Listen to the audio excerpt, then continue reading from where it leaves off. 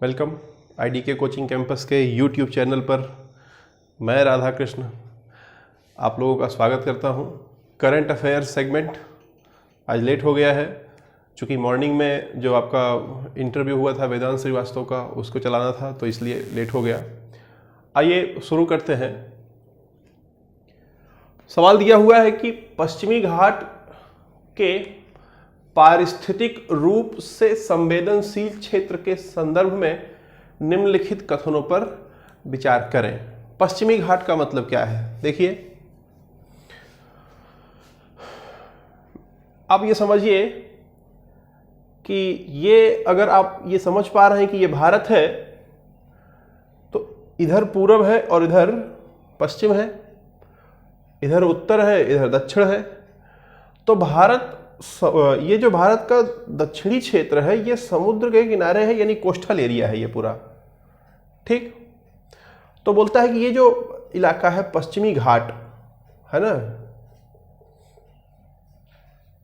बोलता है कि ये काफी पारिस्थितिकी रूप से संवेदनशील है। पारिस्थितिकी रूप से संवेदनशील का मतलब यहां पर क्या है समझिएगा कि जो विविधता है जीवों की यहां पर, यानी कि यहां पर जो जीव रह रहे हैं, कुछ एक्टिविटीज के कारण या कुछ ऐसी परिस्थितियां बनती हैं प्राकृतिक, जिसके कारण इनका जो है विनाश हो जाता है। तो अब इसको बचाए रखने के लिए, बेहतर तरीके से इसको बचाए रखने के लिए हमें यहां पर इसको सेंसिटिव जोन घोषित करके कुछ ऐसे मेजर अपनाने पड़ेंगे, ऐसे तरीके अपनाने पड़ेंगे जो यहां पर संवेदनशीलता को बरकरार, मतलब कि यहां की जैव विविधता को बरकरार रखें। ठीक, तो हुआ ये कि अभी यहां पर अगर आप बात समझें कि पारिस्थितिकी रूप से संवेदनशील क्षेत्र जो घोषित किए जाने थे, उसके लिए हम लोगों ने एक समिति बनाई, डॉक्टर कस्तूरी रंगन समिति। इसमें सबसे इंपॉर्टेंट चीज यही है इस पूरे खेल में, डॉक्टर कस्तूरी रंगन समिति। तो ये जो डॉक्टर कस्तूरी रंगन की समिति है, इस समिति ने यहां पर 6 राज्यों को विशेष प्रावधान अपनाने के लिए इसने कुछ मेजर्स दिए हुए हैं।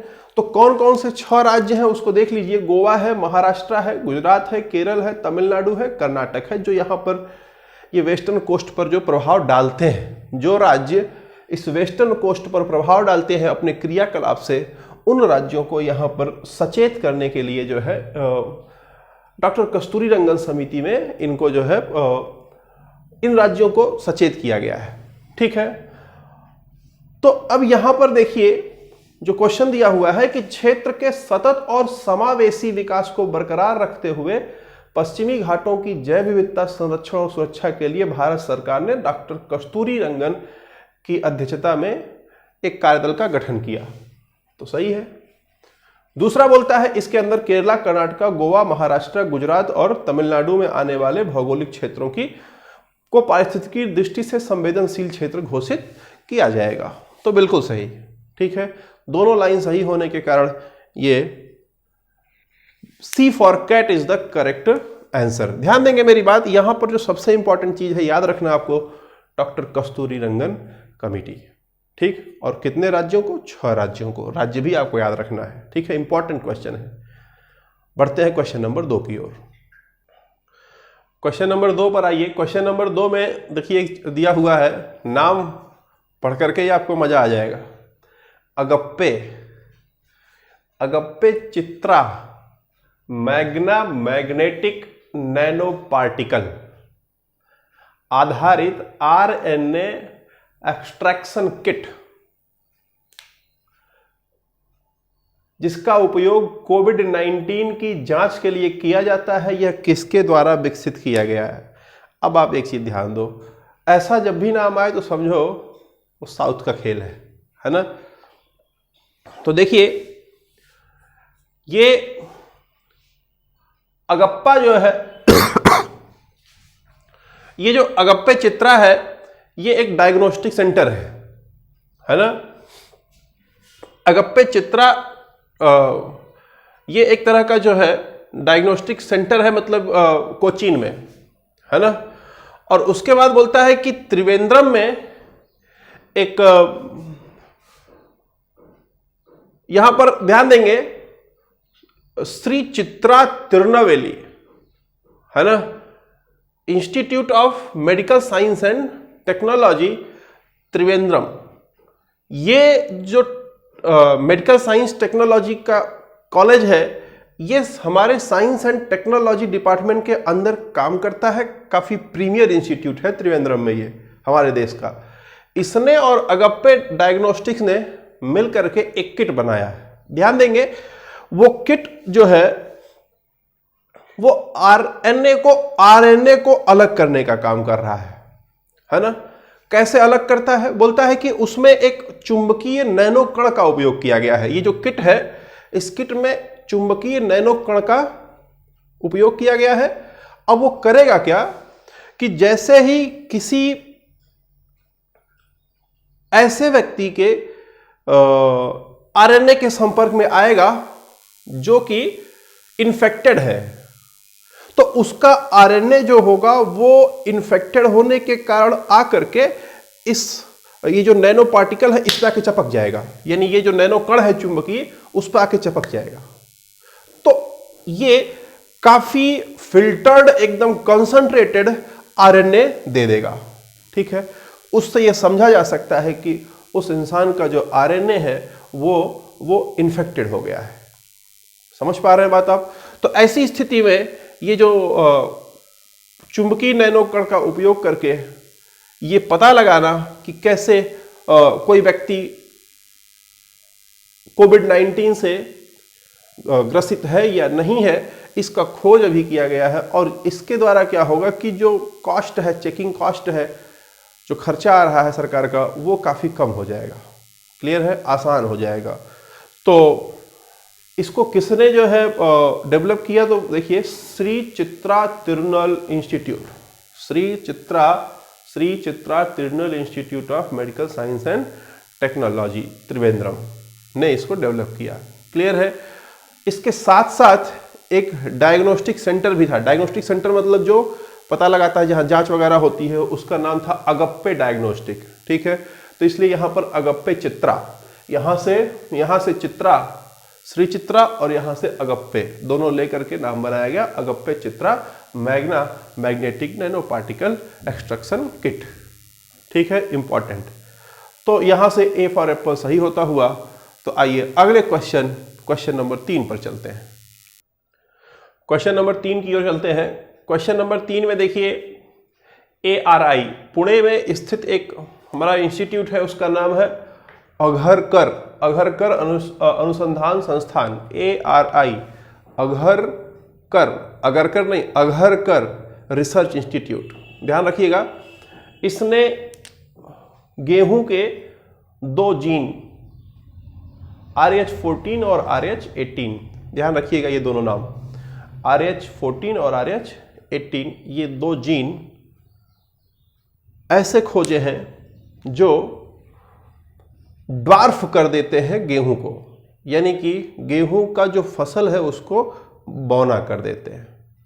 अब जब गेहूं का फसल बौना हो जाता है तो प्रॉब्लम क्या खड़ी होती है कि उसके बाद वाली जो फसल होती है, यानी अगर उसमें आप चावल पैदा करते हो, यानी कि धान जिसे कहते हैं, उसे पैदा करते हो, तो इसके लिए जो चीजें चाहिए होती हैं वो सारी चीजें, वो मटेरियल मिल नहीं पाता है। तो ये 2 चीजें जो है खोजी हैं कि किसके कारण गेहूं के पेड़ बड़े नहीं हो पाते हैं, ड्वार्फ हो जाते हैं, बौने हो जाते हैं, है ना। ये खोजा किसने है? ARI ने। क्लियर? तो इसका सही आंसर क्या होगा? गेहूं। ठीक है, तो अगले क्वेश्चन पर चलते हैं, क्वेश्चन नंबर 4 पर। आइए बढ़ते हैं आगे क्वेश्चन नंबर 4 की ओर। क्वेश्चन नंबर 4 में देखिए दिया हुआ है अंतरराष्ट्रीय जैव विविधता दिवस, इंटरनेशनल बायोडायवर्सिटी डे 2020 के संदर्भ में निम्न कथनों पर विचार करें। तो आइए समझ लेते हैं, ये जो इंटरनेशनल बायोडायवर्सिटी डे है, इसके बारे में कुछ समझ लेते हैं। देखिए, ये इंटरनेशनल बायोडाइवर्सिटी डे 22 मई को मनाया जा रहा था, मतलब कल मनाया गया।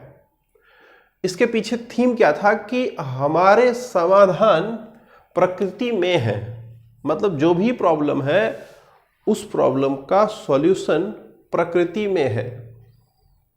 इस बार का ये थीम रहा। ठीक, अब ये जो थीम है इस बार का, यहां पर अब बात समझे यहां पर कि ये थीम डिसाइड हुआ है और कब से इसकी शुरुआत हुई है। देखिए कि जैविक विविधता, आप ये समझिए मेरी बात, कि सबसे इंपॉर्टेंट चीज है। जैविक विविधता नहीं होगी तो जो फूड चेन है वो टूट जाएगा। सबसे इंपॉर्टेंट चीज इस पृथ्वी पर जीवों के बने रहने के लिए वो है फूड चेन का होना। फूड चेन कब टूट जाएगा? जब जैविक विविधता नहीं होगी तो फूड चेन टूट जाएगा। जैविक विविधता क्या होती है? विभिन्न तरह के जीव जंतु पाए जाना। ठीक है, तो अगर जैविक विविधता नहीं होगी तो फिर फूड चेन टूट जाएगा, फिर सरवाइव करना यहां पर मुश्किल होगा। तो सबसे इंपॉर्टेंट चीज जो होती है वो नेचर में कि हम किसी तरीके से जैव विविधता बनाए रखें। तो जैव विविधता को बनाए रखने के लिए कन्वेंशन ऑन बायोडाइवर्सिटी हमेशा होता रहता है। इसके 196 देश इसके मेंबर हैं। कैसे इसको बनाए रखना है, इसके क्या पाठ्यक्रम हैं, किस तरीके से चीजों को क्रियान्वित करना है, उसको करने के लिए सन 2000 में इन देशों ने एक रेजोल्यूशन पास किया और उसमें यह तय किया गया कि प्रत्येक 22 मई को हर साल अंतर्राष्ट्रीय जैव विविधता दिवस के रूप में मनाया जाएगा, जहां पर हर साल एक थीम डिसाइड किया जाएगा कि इस साल हम लोग किस थीम पर कार्य करेंगे। तो इस साल का जो थीम है वो ये कि जो हमारा समाधान है वो हमारी प्रकृति में ही है। क्लियर है? यही थीम है। इसी थीम के आधार पर हम लोग ये मनाने जा रहे हैं, मतलब ये बनाया गया है। ठीक है, तो यहां पर अगर आप समझें तो अंतरराष्ट्रीय ये सवाल में देखें, पहला बोलता है कि 24 मई, तो यही गलत हो गया है ना। दूसरा बोलता है जैव विविधता पर कन्वेंशन CBD जैव विविधता के संरक्षण के लिए अंतरराष्ट्रीय कानूनी साधन है जिसे 196 देशों द्वारा अनुमोदित किया गया है। सही है, तो केवल 2 सही होने के कारण option B for ball is the correct answer, केवल 2। क्लियर है? तो आइए क्वेश्चन नंबर 5 की ओर चलते हैं। क्वेश्चन नंबर 5 देखिए, यहां पर एक दिया हुआ है यूपी स्टार्टअप फंड, ठीक, के संदर्भ में निम्न कथनों पर विचार करें। अब ये यूपी स्टार्टअप फंड क्या है समझते हैं। ध्यान दीजिएगा मेरी बात यहां पर कि उत्तर प्रदेश सरकार ने ये जो प्रवासी लोग आ रहे हैं, यानी कि दूसरे प्रदेश से जो लोग आ रहे हैं, उनके लिए कुछ योजनाएं बनाई हुई हैं, या पूरी सरकार ने, भारत सरकार ने भी तमाम योजनाएं बनाई हुई हैं। आत्मनिर्भर भारत, तो उत्तर प्रदेश सरकार ने एक फंड रिलीज किया है 15 करोड़ का कल, इसलिए वो न्यूज में है। वो 15 करोड़ रुपया उत्तर प्रदेश सरकार ने दिया है सिडबी को। सिडबी मतलब भारतीय उद्योग और भारतीय लघु उद्योग विकास बैंक, नाम सुना होगा, सिडबी कहते हैं उसको, है ना, सिडबी। भारतीय लघु उद्योग विकास बैंक को 15 करोड़ रुपया उत्तर प्रदेश सरकार ने दिया है कि जो गांव में लोग बाहर से आ रहे हैं, अपने किसी कार्य से, मतलब अपने किसी हुनर से कुछ करना चाहते हैं, तो उन्हें अगर पैसे की जरूरत हो तो उन्हें लोन दिया जाए। क्लियर है? बोलता है कि ये फंड ऑफ फंड्स के रूप में काम करेगा। फंड ऑफ फंड्स यानी कि कई जगहों से पैसा इकट्ठा करके इस फंड में अलग से डाला गया। ऐसा नहीं है कि इसके लिए अलग से सरकार ने फंडिंग की हो। बोलता है कि कई फंडों से जो है पैसा कुछ पैसा ले करके इसके लिए एक अलग फंड बनाया गया। तो ये जो फंड है वो फंड ऑफ फंड्स कहलाएगा। समझ आ गई बात? तो यहां पर बोलता है उत्तर प्रदेश सरकार ने राज्य के युवाओं को उद्यमिता के लिए प्रोत्साहित करने के लिए यूपी स्टार्टअप फंड शुरू किया है। सही है। दूसरा, UP startup fund of funds के रूप में नहीं होगा। ये नहीं वाला वर्ड यहां गलत लिखा हुआ है, के रूप में होगा, इसलिए पहला सही है, दूसरा गलत है, इसलिए option A for Apple is the correct answer, जिसमें लिखा हुआ है कि केवल एक सही होगा। ठीक, तो आइए क्वेश्चन नंबर 6 की ओर चलते हैं। क्वेश्चन नंबर 6 यहां पर सामान्य वित्तीय मामलों GFR के संदर्भ में निम्न कथनों पर विचार करें। ये देखिए GFR है क्या, बात समझिएगा हमारी यहां पर जनरल फाइनेंस रूल जो होता है, वो किसी भी देश का जो जनरल फाइनेंस रूल होता है वो उस देश में फाइनेंस से संबंधित जो खरीद फरोख्त है उसके बारे में नियम बनाता है। क्लियर। अब यहां पर अगर बात करें तो वर्तमान समय की स्थिति को देखते हुए जो लॉन्च किया गया आत्मनिर्भर भारत, उसमें अगर भारतीय छोटी कंपनियों को विश्व की बड़ी कंपनियों के सामने एक्सपोज कर दिया जाए, यानी कि जो छोटी छोटी कंपनियां हैं उनके प्रोडक्ट को बड़ी बड़ी कंपनियों के प्रोडक्ट से तुलना किया जाएगा, तो जो बड़ी कंपनियां हैं उनके पास रिसोर्स ज़्यादा हैं और कॉस्ट इफेक्टिव है, सस्ते में उनके यहाँ बन जाता है। हमारे यहाँ उसी चीज़ को बनाने में समय ज़्यादा लगता है और महंगा भी होता है। लेकिन अगर हम उस प्रोडक्ट को जो इंडिया में मान लीजिए 100 रुपये में बन रहा है और अमेरिका में मान लीजिए वो, या चाइना में मान लीजिए वो चीज़ 10 रुपये में बन रहा है, अगर हम दोनों को एक ही मार्केट में फ्री छोड़ देंगे तो चाइना वाला आ करके क्या करेगा कि इंडिया के मार्केट को ख़त्म कर देगा। क्यों? क्योंकि वाला सस्ता बिकेगा, जनता सस्ता वाला लेना चाहेगी। ठीक है, तो अभी आत्मनिर्भर बनाने के लिए क्या होगा? अच्छा, अगर ऐसा हुआ तो जो छोटी छोटी कंपनी है या छोटे छोटे जो माइक्रो स्मॉल मीडियम इंडस्ट्री है वो ग्रो करने से पहले ही खत्म हो जाएंगे, क्योंकि बड़े बड़े कंपनियां विश्व की आकर के इन्हें कमजोर कर देंगे। तो आत्मनिर्भर बनाने के लिए जरूरी क्या है कि भाई आप प्रोडक्ट तैयार करो तो वो प्रोडक्ट बिके भी और अच्छे रेट में बिक जाए, जितने में आपने जो है लागत लगाई है उससे कुछ मुनाफे में बिके। तो उसके लिए जरूरी यही है कि बाहर की जो कंपनियां हैं उनको किसी तरीके से रोकना पड़ेगा, है ना। तो अभी जो है भारत सरकार ने बोला कि 200 करोड़ रुपए से कम की खरीदारी अगर कोई भारत सरकार करेगी,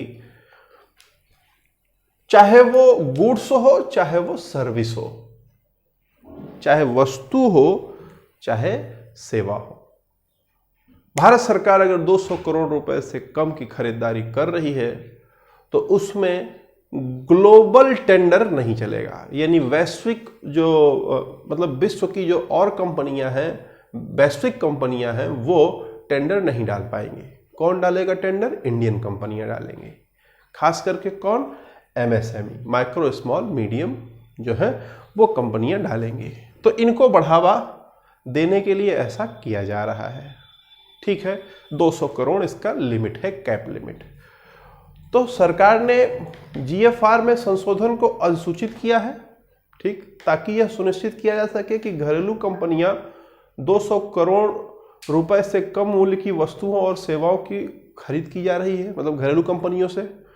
और दूसरा बोलता है यह घरेलू आपूर्तिकर्ताओं खासकर MSME के लिए एक बड़ा बढ़ावा है।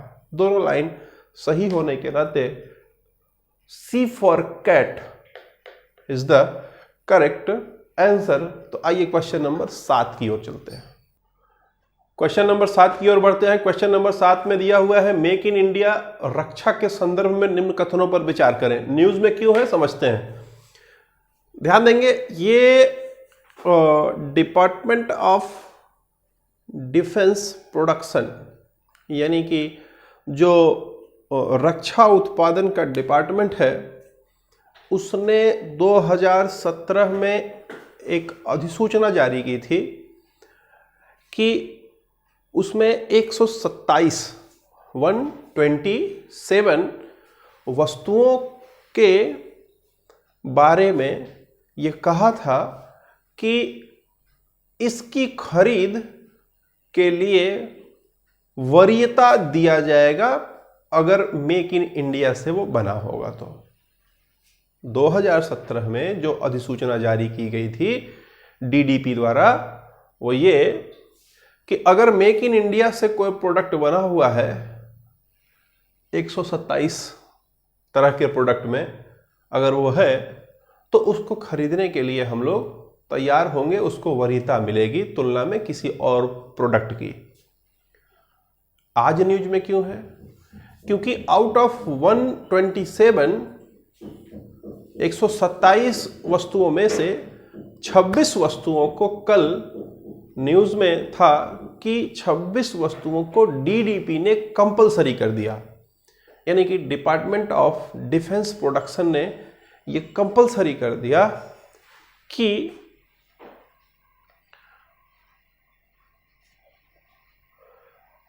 इसको आपको मेक इन इंडिया से ही खरीदना है। ये जो 26 वस्तुएं होंगी 26 प्रकार की, इसको मेक इन इंडिया से ही खरीदना है, कीमत चाहे जो हो। यानी मेक इन इंडिया का जो प्रोडक्ट होगा, हो सकता है कि उसकी कीमत ज्यादा हो तुलना में जो बाहर से सामान आ रहा हो। बोलता है उससे मतलब नहीं है, खरीदना पड़ेगा मेक इन इंडिया से, बशर्ते वो जो प्रोडक्ट है वह प्रोडक्ट स्थानीय वस्तुओं को लगा करके बनाया गया हो। जो प्रोडक्ट तैयार हुआ है उस प्रोडक्ट को तैयार करने में ऐसा ना हो कि विदेशी चीजों को ला करके ये प्रोडक्ट तैयार किया गया हो और उसके बाद उसे मेक इन इंडिया का नाम दे करके बेचा जाए और उसको लेगा डीडीपी के द्वारा, डिफेंस लेगी उसको। नहीं, बोलता है डिफेंस मिनिस्ट्री उसे तभी लेगी जब पहली बात तो क्या कहते हैं, मेक इन इंडिया का हो। दूसरी बात, वो प्रोडक्ट घरेलू यानी कि हमारे देश के अंदर जो स्थानीय उत्पाद हो रहा है उससे मिल करके वो बना हो। क्लियर है? अगर ऐसा है तो उसका रेट जो भी होगा, चाहे जो रेट होगा, उस रेट पर लेना पड़ेगा डिफेंस सेक्टर को उस प्रोडक्ट को। क्लियर? तो इसलिए ये न्यूज में है। तो बोलता है रक्षा मंत्रालय ने मेक इन इंडिया को बढ़ावा देने के लिए स्थानीय आपूर्तिकर्ताओं से 26 रक्षा वस्तुओं के खरीद की मंजूरी दी है। सही है। दूसरा, इन वस्तुओं के लिए किसी भी खरीद मूल्य के बावजूद खरीदार संस्थाओं द्वारा खरीद केवल स्थानीय आपूर्तिकर्ताओं द्वारा ही किया जाएगा, बशर्ते वो न्यूनतम स्थानीय सामग्री के कंडीशन को पूरा करें। तो ये भी लाइन सही है। दोनों लाइन सही होने के नाते सी फॉर कैट जहां लिखा हुआ है 1 व 2 कथन दोनों सही हैं, तो दोनों सही होगा। क्लियर है? तो सी सही है। आइए क्वेश्चन नंबर 8 पर चलते हैं। आइए क्वेश्चन नंबर 8 की ओर चलते हैं। क्वेश्चन नंबर 8 में देखिए लिखा हुआ है ऑब्स्टेट्रिक फिसुला। ध्यान देंगे, ये ऑब्स्टेट्रिक फिसुला जो है उसको एक और नाम दिया जाता है, बोलते हैं उसे प्रसूति नाल व्रण। ठीक है? बोलता है को समाप्त करने के लिए अंतरराष्ट्रीय दिवस 2020 के संदर्भ में निम्न कथनों पर विचार करें। न्यूज में क्यों है? ध्यान देंगे क्योंकि 23 तारीख को, मतलब आज की डेट में, ये ऑब्स्टेट्रिक फिसुला दिवस, अंतरराष्ट्रीय ऑब्स्टेट्रिक फिसुला दिवस के रूप में मनाया जा रहा है। ये है क्या? बात समझिए यहां पर। इसे आप ऐसे समझिए, नाल प्रसूति नाल व्रण। ठीक?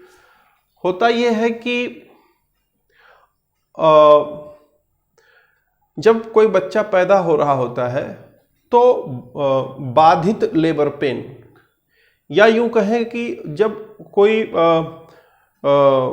मां कम समय में, कम उम्र में गर्भवती हो जाती है, तो ऐसी स्थिति में क्या होता है कि कुछ कॉम्प्लिकेशन पैदा होते हैं और ऐसी स्थिति में जो लेबर पेन होता है वो मतलब कि रुक रुक करके होता है, और ऐसी स्थिति में वो एक होल क्रिएट कर देता है। मतलब जो डिलीवरी का जो रूट होता है, जिसे नहर कहा जाता है, नहर नाल कहा जाता है, उससे एक छिद्र बन जाता है। या तो वो यूरिनरी में हो जाता है छिद्र, या जो है वो छिद्र जा कर के मलाशय में खुल जाता है। तो इस स्थिति को जो है फिसुला कहा जाता है। ठीक है, ऑब्स्टेट्रिक फिसुला कहा जाता है या प्रसूति नाल व्रण कहा जाता है।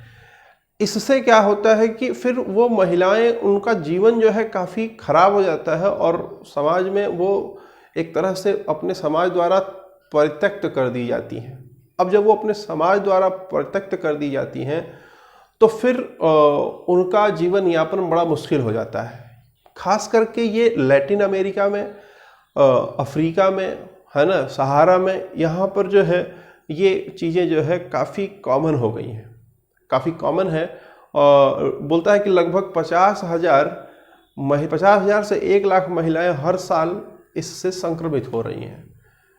तो बोलता है कि इसको बचाने का उपाय क्या है, इस रोग से बचने का उपाय क्या है। तो कुल मिलाकर के ये है क्या कि डिलीवरी के समय एक तरह का चोट, मतलब जो है महिलाओं को हो जाता है, या ये कहें कि एक तरह का छिद्र हो जाता है। ठीक, जो मूत्राशय या मलाशय की ओर खुलता है, जिसके कारण फिर उन्हें आगे चल करके बड़ी प्रॉब्लम होती है ना, अपना दैनिक जीवन जीने में।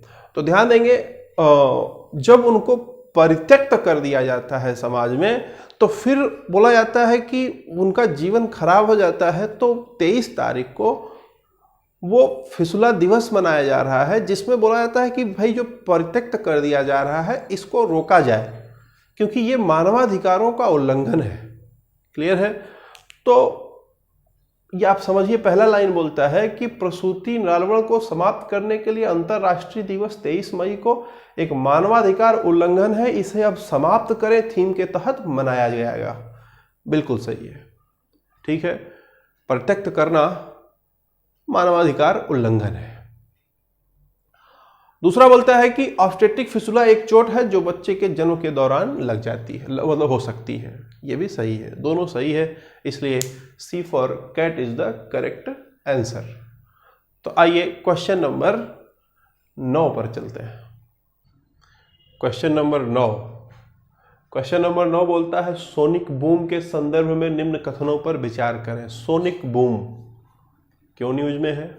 क्योंकि कुछ दिन पहले बंगलुरु में न्यूज था, आपने न्यूज में पढ़ा होगा कि बंगलुरु में एक बहुत ही तेज आवाज सुनने को मिली। लोग गड़गड़ाहट की आवाज, जो लोग परेशान हो गए कि है क्या ये। ठीक, न्यूज में था। तो लाउड साउंड बंगलुरु में सुना गया, वो न्यूज में था। अब ये साइंस से रिलेटेड है, इसलिए एग्जाम में पूछ सकता है। ध्यान दीजिएगा कि वायुमंडल में ध्वनि की गति से, तेज गति से जब कोई चीज चलती है तो एक जो विक्षोभ उत्पन्न होता है। ठीक, तो जो विक्षोभ उत्पन्न होता है वो ध्वनि ऊर्जा होती है, लेकिन बहुत बड़ी मात्रा में होती है। तो वो जो आवाज आती है गड़गड़ाहट की, मतलब कोई चीज चल रही है, ध्वनि की गति से तेज चल रही है, तो एक आवाज आएगी, वो गड़गड़ाहट की आवाज आती है, जो ध्वनि ऊर्जा बड़े मात्रा में होती है, मतलब बहुत ज्यादा मात्रा में ध्वनि ऊर्जा होती है। उस गड़गड़ाहट को ही सोनिक बूम कहा जाता है। क्लियर है? समझ पाए बात आप? तो बेसिकली ये न्यूज में इसीलिए था क्योंकि बंगलुरु में जो है लाउड साउंड है। अब इससे सवाल बन सकता है सोनिक बूम पर। ठीक है, अब बोलता है जब कोई वस्तु एयर से होकर प्रकाश की गति से, तेज गति से यात्रा करता है तो ध्वनि के झटके से जुड़ी ध्वनि उत्पन्न होती है। ध्यान देंगे, यहां पर बोलता है ये देखिए लिखा हुआ है प्रकाश, ये लाइन गलत है। यहां प्रकाश की जगह ध्वनि होना चाहिए। अगर ध्वनि होता तो ये लाइन सही होता। ठीक, तो पहला लाइन गलत हो गया। दूसरा लाइन, बड़े सुपरसोनिक विमानों के कारण सोनिक बूम विशेष रूप से जोर से और चौंकाने वाले हो सकते हैं, लोगों को जगाने की प्रवृत्ति रखते हैं और कुछ संरचनाओं में मामूली नुकसान भी पहुंचा सकते हैं। बिल्कुल इतने तेज होते हैं ये कि लोग जग सकते हैं और कभी कभी ये आपके कान के पर्दे को या मतलब ऐसे नुकसान, मामूली नुकसान या संरचनात्मक नुकसान कुछ ऐसे भी मतलब कि खिड़की दरवाजे इनको भी जो है वो तोड़ सकते हैं। क्लियर है? तो दूसरी लाइन सही है, पहली लाइन गलत है, इसलिए B for ball is the correct answer, जहां पर केवल 2 लिखा हुआ है। उम्मीद करते हैं कि आपको समझ में आया है। बने रहने के लिए धन्यवाद।